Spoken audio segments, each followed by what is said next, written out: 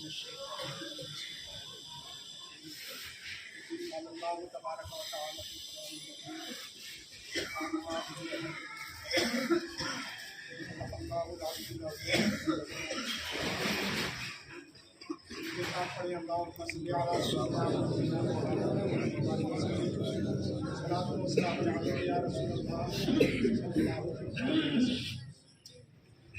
तलबा, आज हम और आप आला हजरत रज़ियल्लाहु ताला अन्हु के दरबार में बैठकर जिस जश्न को मना रहे हैं वो हिंदुस्तान का 74वां यौम जमहूरिया है, जिसका मतलब ये होता है कि 1950 में 26 जनवरी 1950 को इस मुल्क के रहने वालों का संविधान, आइन और दस्तूर बाकायदा तौर पर नाफिज हुआ। इस दस्तूर के निफाज का मतलब ये था कि अब हिंदुस्तान के रहने वाले लोग हर तरीके से आज़ाद हैं।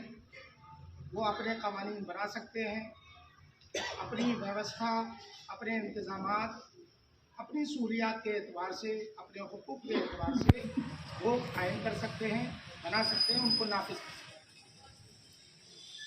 लेकिन इस मंजिल तक पहुंचने के लिए कितनी कुर्बानियां देना पड़ी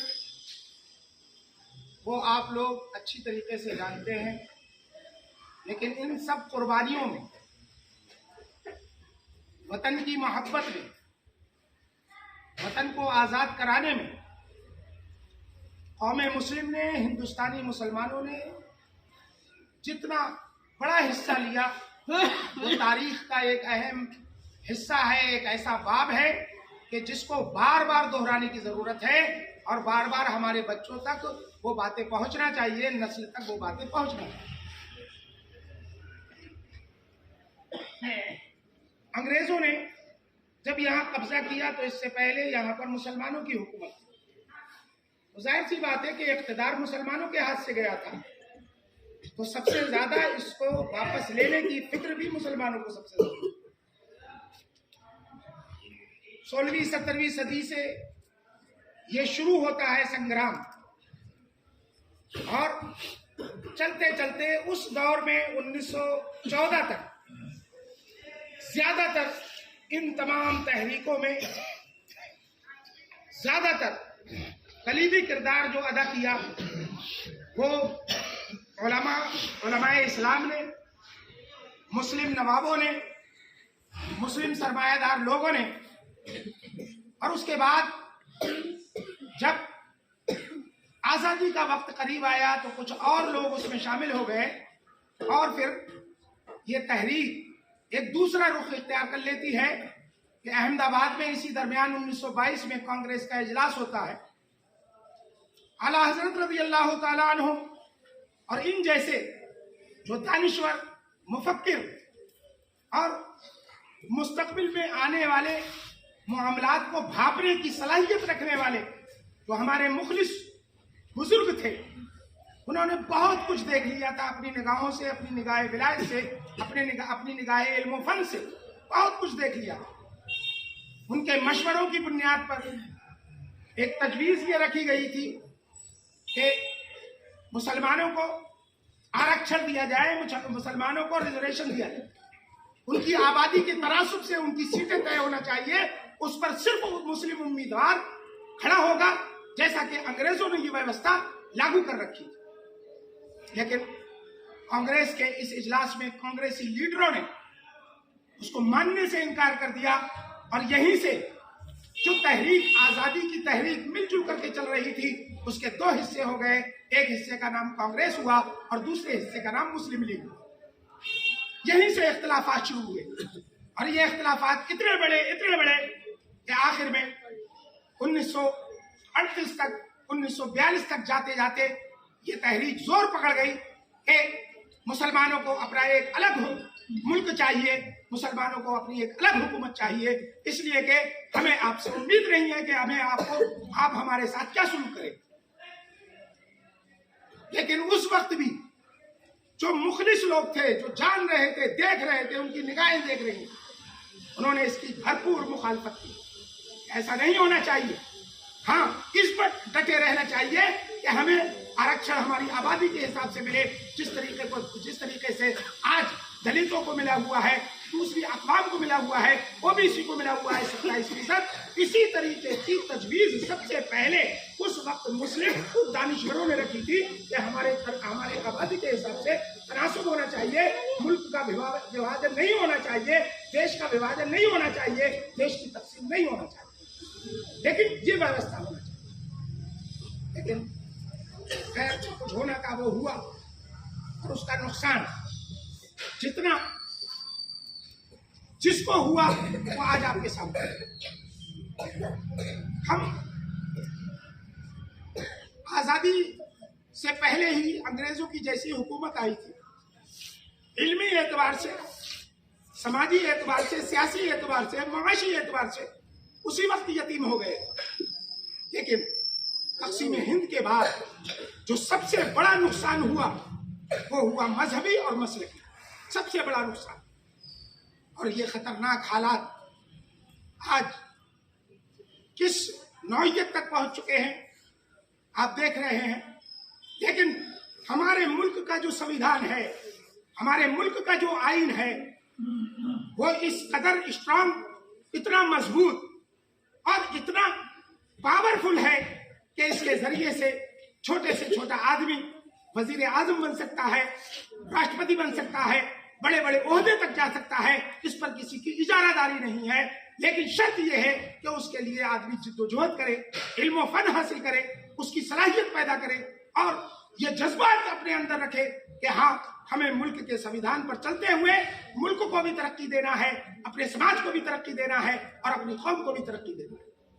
ये होना हमारे मुल्क के संविधान में, इसके देश के संविधान, आइन ने, आईने हिंद ने, दस्तूर हिंद ने,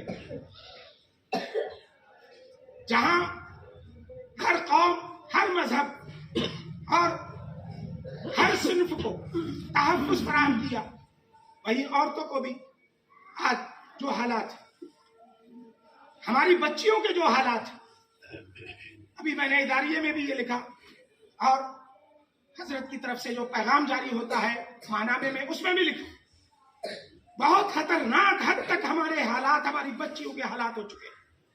और उसकी वजह यह है कि हमारी बच्चियां स्ट्रांग नहीं, हमारी बच्चियां मजबूत नहीं। और मामला घर का ऐसा होता है कि जो भाई हैं, बाप हैं, बच्चियों के सामने बेतकल्लुफ बात नहीं कर पाते, बेतकल्लुफ अंदाज में दुनियावी जो नशेबो फराज हैं वो बेतकल्लुफ अंदाज में उनको बता नहीं पाते। शर्म आड़े आती है, हया आड़े आती है। लेकिन आज इस शर्म और इस हया को हटा करके बच्चियों को वाजे और साफ अंदाज में बताना होगा कि तुम्हें किससे खतरा है, तुम्हारे साथ क्या होने वाला है, तुम्हारे साथ क्या हो सकता है। वाजे अंदाज में बच्चियों को बताना होगा, उनके जहन को मजबूत करना होगा, महिलाओं को और औरतों को मजबूत बनाना होगा अपने मुआशरे की। वरना जो हालात हो रहे हैं वो बिल्कुल आपके सामने, रोज बरोज हमारी बच्चियां गुमराह हो रही, हमारी बच्चियों को कमजोर समझ करके उनके साथ ज्यादतियां हो रही हैं। यहां तक के उनकी दुनिया तो खत्म हो ही रही है, उनकी आखिरत, उनका दीन और उनका मजहब, ये सब बर्बाद हो रहा है। इसलिए बच्चियों को मजबूत करने की जरूरत है, यह हमारी जिम्मेदारी है। आखिर कौन, आसमान से तो कोई नहीं नाजिल नहीं होने वाला। इन हालात को रोकने के लिए बच्चियों के मजहब, मसलक, उनके घर बार, उनकी इज्जत और आबरू को बचाने के लिए कोई अलग से जमात आसमान से नाजिल नहीं होने वाली जिसका हम और आप इंतजार कर रहे हैं। आखिर मुल्क का संविधान आपको नहीं रोकता। अपनी बच्चियों की हिफाजत के लिए, अपनी लड़कियों की, अपनी औरतों की हिफाजत के लिए आपका मुल्क का, आपके मुल्क का संविधान भी आपको नहीं रोकता।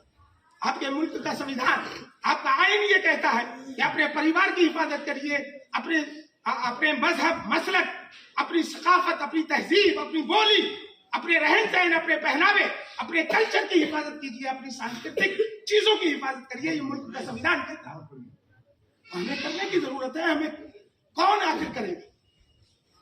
शुद्धि तहरीक चली, किसने आखिर कोई आसमान से जमात नाजिल नहीं हुई, यही इसी मज़ार मुक़द्दस में आराम फरमा सैयदी सरकार मुफ्ती आज़म हिंद रज़ियल्लाहु ताला अन्हु की ज़ात थी। यही बरेली शरीफ का स्टेज था, यही बरेली शरीफ का बैनर था। बरेली शरीफ का को प्लेटफार्म बना करके उस वक्त के खानकाह ये जो अफराद थे, मशाइख थे, सब ने जमा होकर के उसका मुकाबला किया। आखिर उसमें हमें कामयाबी हासिल हुई कि नहीं? रोज बरोज बच्चियों का इस्तेहसाल, रोज बरोज उनका माशी इस्तेहसाल, उनकी इज्जत व आबरू का इस्तेहसाल, उनके मजहब व मसलक का इस्तेहसाल, उनके कल्चर, उनकी तहजीब का इस्तेहसाल कब तक आखिर बढ़ता है? कब तक आखिर खामोशी? ये खामोशी कब टूटेगी आखिर? ठीक है, हम खामोश हैं, हमारे बड़े खामोश हैं, लेकिन आप नौजवान हो, कम से कम कुछ नहीं कर सकते। अपने गांव में रोकथाम कर सकते हो, अपने घर में रोकथाम कर सकते हो, अपनी फैमिली में, अपने परिवार में रोकथाम कर सकते हो। करिए, बताइए बच्चों को, बच्चियों से आप शर्माइए मत। बच्चियों को बताइए कि तुम बाहर जा रही हो, पढ़ने के लिए जा रही हो, बाहर निकल रही हो, तुम्हारे लिए भेड़िए खड़े हुए हैं, तुम्हारी इज्जत और आबरू, तुम्हारे मजहब मसलक को निकलने के लिए भेड़िए खड़े हुए हैं। साफ अंदाज में बच्चियों को बताइए, बच्चियों को बताइए कि इनसे बचना है, किस तरह तुम्हें अपने आप को बचाना है, अपनी शख्सियत को, अपनी पर्सनालिटी को, अपने परिवार की इज्जत और आबरू को, अपने मजहब और मसलक की इज्जत और आबरू को किस तरह बचाना है, साफ और वाज़ेह अंदाज में अपनी बच्चियों को बताइए। वरना जो मंसूबे हैं, जो प्लानिंग है, जो हालात हैं, वो हमारी औरतों के लिए अच्छे नहीं हैं। हुकूमत ने अपने तौर पर जो कुछ किया वो सबके सामने है। जो हुकूक औरतों को मिले उनका फायदा उठाइए।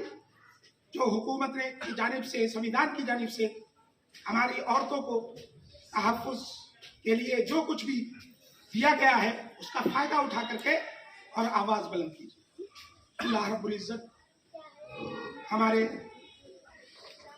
इस इदारे को, आला हज़रत के इस इदारे को सही और मानवी मरकज़ियत अता फरमाए और हमारे और आपके बच्चे बच्चियों की, परिवार की, मजहब व मसलक की इज्जत व आबरू की हिफाजत फरमाए।